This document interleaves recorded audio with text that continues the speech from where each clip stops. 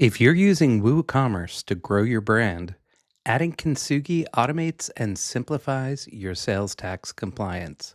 So if we take a look in our WooCommerce, you will see we have products, we have customers, and we have orders.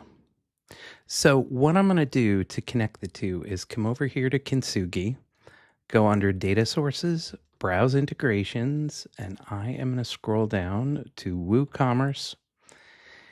And you're going to see there are a few pieces of information we need. So we need the shop domain, which you will find in the URL.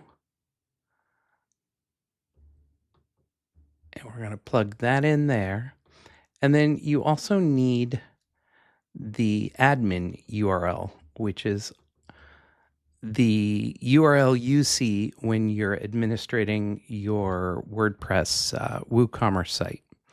And then the last piece we need is a consumer key and consumer secret. And you can get those in WooCommerce by coming down to settings, and then we want advanced, and then REST API. And here we're going to add a new key.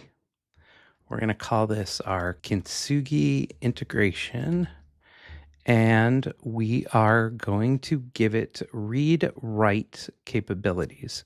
Now, if you're going to use Kintsugi strictly to automate your sales tax compliance and not use it as your tax engine for WooCommerce, you can set that to read. In my case, I'm going to set it to read-write. And so now I can copy that. Here's my key. And then I come back, I grab my secret. And when I click save, it begins the initial import. So the first time you connect a data source to Kintsugi, Kintsugi will import current and historical transactions so that Kintsugi can go back and look and make sure that you know all of the different jurisdictions where you're exposed, whether you're selling across the US, into Canada, into any other country. Kintsugi then goes through and takes a look at it.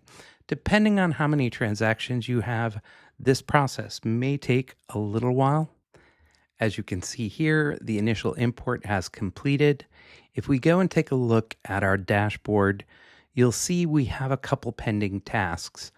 The two most important tasks when you first import new data are to review if you have products to approve and if you have any invalid addresses. In our case, we lucked out. We don't have any invalid addresses.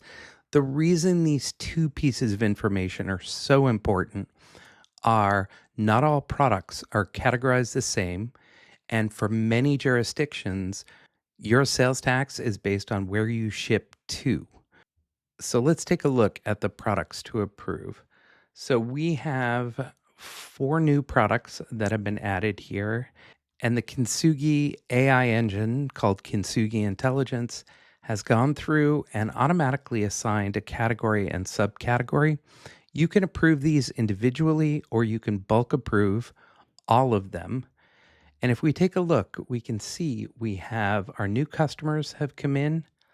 Obviously, we were just looking at the products. You can see the WooCommerce products just came in, and the transactions have come in.